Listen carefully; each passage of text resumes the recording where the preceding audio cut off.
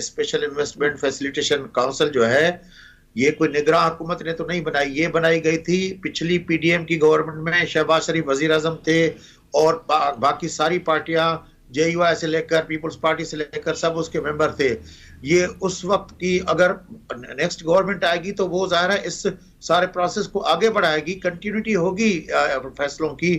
جس طرح P D M کی گورنمنٹ کے بعد نگراں گورنمنٹ نے ان فیصلوں کو تسلسل کے ساتھ آگے بڑھایا ہے، تو ہم کیوں سمجھ رہے ہیں کہ اگر نئی گورنمنٹ آئے گی تو یہ تسلسل پالیسیز کا جاری نہیں رہ سکے گا.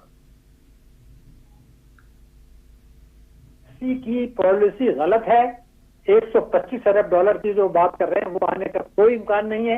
اور جو وہ باتیں کر رہے ہیں کہ ایف ڈی آئی تو اس وقت آتا ہے جو معیشت ٹھیک ہو، تو ان کو تو پہلے یہ کہنا چاہیے تھا کہ ہم معیشت ٹھیک کریں گے، ہم مہنگائی کم کریں گے، ہم جو ہے نا معیشت کو ترقی دیں گے، پاکستان کی ساکھ بحال کریں گے.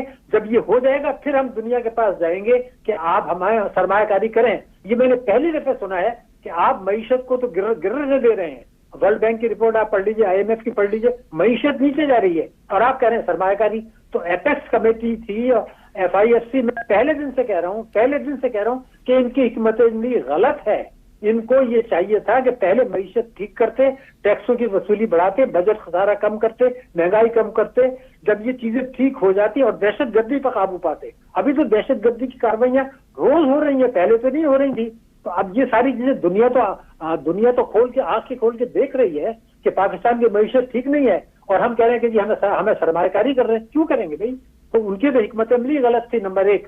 دوسرا یہ کہ اگر آپ کی آج کی بھی رپورٹ پڑھ لیں، یہ 8ویں میٹنگ جو ہوئی ہے ایپیکس کمیٹی کی، اس میں وزیر اعظم اور آرمی چیف نے مشترکہ طور پر صدارت کی ہے، مشترکہ طور پر. تو اگر کوئی الیکٹڈ حکومت جب ہوگی وہ یہ کہے گی جی مشترکہ کا کیا مطلب ہے؟ Chief executive of the country جو ہے وہ prime minister of Pakistan. Army بھی ایک ادارہ ہے حکومت کا، جیسے دوسرے ادارے ہوتے ہیں. پروٹوکول میں اگر آپ دیکھیں تو chief of army staff secretary defence کے انڈر میں ہوتا ہے. ایک زمانے میں آرمی چیف نے خط لکھا کرتا تھا اب سے چند برس پہلے سیکریٹری ڈیفینس کو کہ جناب اب مجھے اجازت دیں. اب وہ پرائم منسٹر بھی پیچھے چلے گئے. ایپیکس کمیٹی میں تو میں آرمی چیف کی عزت کرتا ہوں، بٹ وہ تو کو چیئر کر رہے ہیں نا پرائم منسٹر کے ساتھ. تو جب الیکٹڈ گورنمنٹ آئے گی وہ یہ نہیں کرے گی.